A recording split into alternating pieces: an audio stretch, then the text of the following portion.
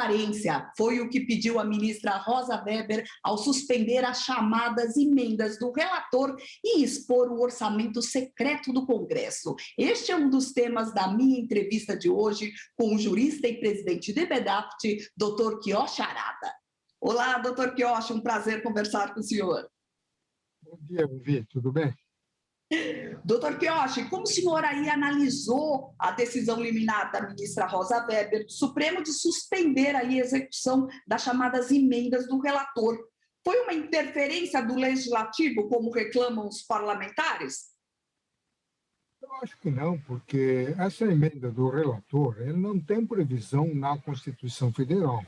O que a Constituição prevê é que deputados, senadores, integrantes da comissão mista possam oferecer emendas, consistente na indicação de fontes provenientes exclusivamente da anulação parcial das dotações, sendo proibido anular as dotações concernentes pagamento da folha, pagamento da dívida e das transferências que a União faz por meio de fundos de participação dos estados e municípios. Então, resta uma pouca alternativa, uma pouca margem de manobra dos deputados para fazer essa emenda, porque ele tem que anular a dotação parcial de outros ministérios e, evidentemente, o ministro da área que está tendo seus recursos esvaziados, ele vai propor o contrário, ele vai engordar. Então, fica difícil. Então, inventaram essa maneira de contornar a proibição constitucional, concedendo ao relator a prerrogativa de arbitrariamente desmontar uma parte da proposta orçamentária anual. Então, eu acho que a liminar veio em boa hora, né? Só que ela submeteu isso ao crivo do plenário, né? E as votações no plenário parece que estão divididas, né?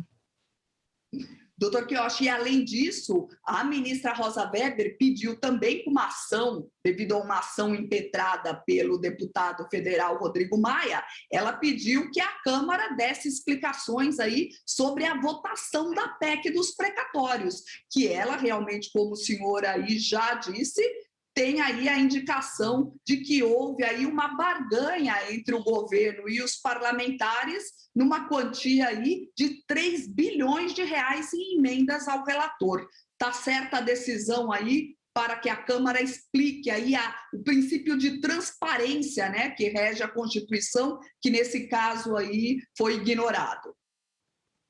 Perfeitamente, porque essa PEC é a maior disfarçatez da história do Brasil. Por quê? Tem um vício material consistente em dar calote na dívida que resultou da decisão judicial transitada em julgado. Então, na fase mais importante da jurisdição, a atuação do Poder Judiciário, que é de conferir efetivamente o benefício material que está contido na decisão judicial transitada em julgado, esvazia-se no seu cumprimento. Então, frustra-se a ação jurisdicional do Estado, perseguida ao longo de anos. Não é? Então, essa decisão, além de violar, do ponto de vista ético-moral, o aspecto material, que é o respeito à coisa julgada, violou também o aspecto processual, o processo legislativo. Porque o presidente da Câmara, verificando que não vai dar votação suficiente, não é, para emplacar a PEC, ele baixou um ato da mesa convocando 17 deputados que estavam participando na Escócia, na COP26, para votarem. Ora, isso viola o regimento interno. Então, desses 17, 4 votaram a favor. Deu, então, um quórum de 312 deputados, 4 a mais do mínimo necessário. Então, houve violação material e processual, não é? De maneira que está correta a decisão dos parlamentares da oposição de recorrer ao Poder Judiciário. E o Supremo, evidentemente, antes de tomar qualquer decisão liminar, teve a cautela de ouvir o presidente da Câmara, Ele que tem que dar a explicação por que ele fez isso. Doutor Quiochi, muitos estão falando em crime de responsabilidade por essas emendas do relator, que na verdade são emendas aí de 3 bilhões de reais, muitas a gente viu pelo jornal O Estado de São Paulo que apurou, foram aí para a compra de tratores com sobrepreço. Isso pode mesmo configurar um crime de responsabilidade? A Constituição Federal, no artigo 85, inciso 6, enquadra como crime de responsabilidade o atentado à lei orçamentária. Não é? Então, se for na Lei 1079 de 1950, que rege o processo de impeachment, também está lá as hipóteses de atentado à lei orçamentária. Então, uma das hipóteses é exatamente você promover o desvio de recursos orçamentários por mecanismos intransparentes, por mecanismos não previstos na Constituição Federal. E, doutor Quiochi, agora, como o senhor mesmo citou, a votação em primeira instância da PEC dos precatórios na Câmara dos Deputados passou aí com uma margem mínima, aí, uma folga mínima para o governo. O segundo turno, com a decisão da ministra e expor aí o orçamento secreto do Congresso, vai ficar mais difícil para o governo aprovar a PEC dos precatórios? Sem dúvida, porque com questão subjúdice, os deputados, esses 4 deputados que votaram, ele pode eventualmente repensar. Né? Então, foi uma maioria de 4 votos apenas. De 308 necessários, conseguiram 312. Então, se os 4 voltarem atrás, não vai ser aprovado em segundo turno. E tem mais. No Senado, essa PEC não é vista assim com bons olhos, não, viu? Mesmo porque o Rodrigo Maia não está a fim de dar munição para quem está postulando a reeleição, porque ele próprio vai ser candidato a presidente da República, né? Sem dúvida, 2022 ainda temos aí as eleições e todo um quadro político que começa a se desenhar. Mas a verdade... Felizmente, viu, Vivi, as duas casas não estão se entendendo. O pior é quando as duas casas se unem contra o povo. Aí é pior, não é? Mas o Rodrigo Pacheco, ele não está a fim de aprovar aquela proposta de alteração da legislação de imposto de renda para emplacar a tributação dos dividendos e acabar com os juros do capital próprio. Então, ele está praticamente, essa proposta está enterrada, por isso que o Bolsonaro partiu para um plano B, quer dizer, dar um calote nos precatórios e superar o teto de gasto público para ele implementar projetos sociais que dariam transparência maior, uma visibilidade maior na mídia, facilitando, assim, a sua campanha de reeleição. Doutor Quiochi, mas parece que o plano B do presidente Bolsonaro não vai muito bem com a PEC dos precatórios aí, quase sob suspeita para não ser votada na segunda votação na Câmara dos Deputados. O Auxílio Brasil parece que fica inviável. E acontece que o presidente Bolsonaro já acabou com o Bolsa Família. O brasileiro que depende aí desse benefício não tem nem mais o auxílio emergencial, nem mais o Bolsa Família. Como é que fica o povo e o que o senhor acha que o presidente Bolsonaro vai tentar emplacar para conseguir o auxílio Brasil para o brasileiro? O presidente Bolsonaro vai acionar o plano C, que ele chama de plano B. Na verdade, é um plano C, porque ele, sabendo que vai ter dificuldade para aprovar essa PEC do calote precatório, ele já está pensando em prorrogar o auxílio emergencial, não é? Que começou com 600, depois foi reduzido para 300 e terminou agora em mês de outubro, né?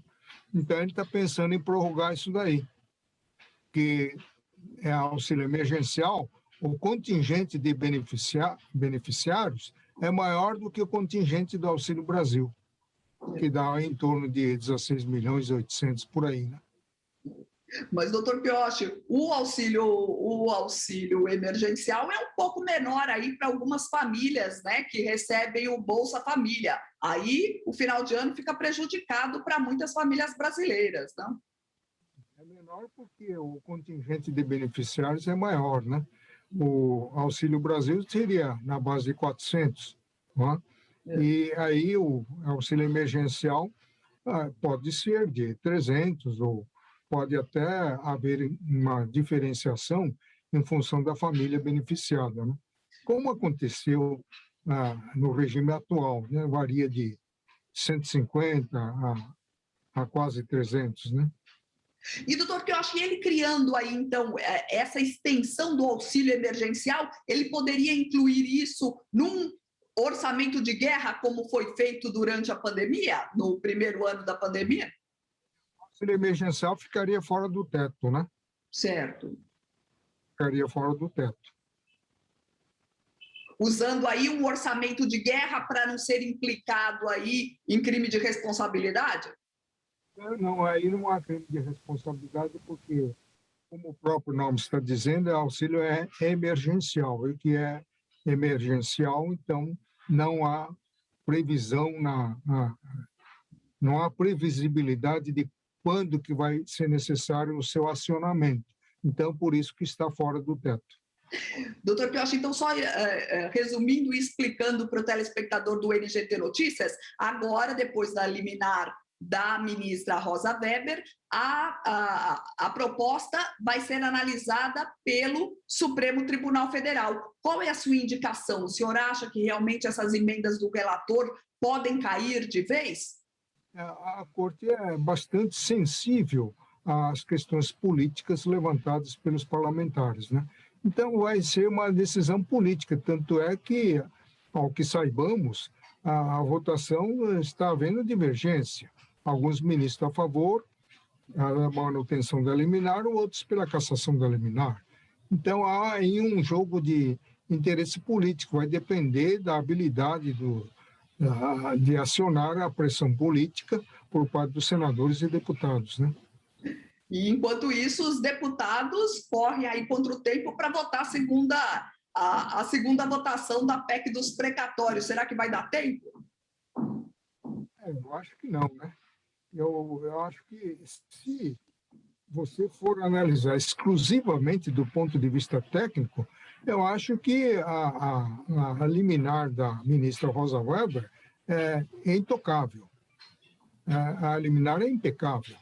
Está devidamente fundamentado, é preciso ter previsão constitucional, é preciso ter mecanismos transparentes de como foram indicadas a destinação dessas verbas e qual o mecanismo, o instrumento de controle da execução dessas verbas alocadas pela emenda do relator. Quer dizer, nada disso está aparecendo no que está acontecendo atualmente, entendeu? O relator indica e o deputado aquinhoado, ele destina a verba e, conforme a imprensa diz, está cobrando um ágio de 10%, 20% sobre o valor liberado, entendeu?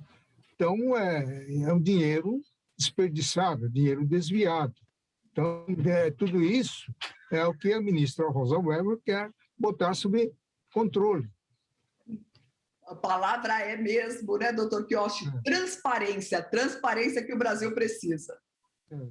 Transparência que o Brasil precisa, quer dizer, por conta do projeto de calote da PEC, por isso que eu falei que é desfaçatez. Ele já estava aumentando a emenda do relator para 16 bilhões, e o fundo eleitoral de 2 para 5 bilhões, entendeu? Quer dizer, eles dão calote porque não há recurso para pagar. E em cima desse calote, contando com o dinheiro, né, proveniente do calote, eles já estão fazendo despesa em causa própria. É impressionante, né, doutor Pioche? Doutor Pioche, queria muito agradecer sua presença aqui no NGT Notícias para explicar tudo para o nosso telespectador. Muito obrigada. Até a próxima. Até a próxima, doutor Pioche. Esse foi o doutor Pioche Arada, jurista e presidente do BEDAFT, falando aqui no NGT Notícias. Muito obrigada pela sua companhia e eu te aguardo na próxima edição. Até mais.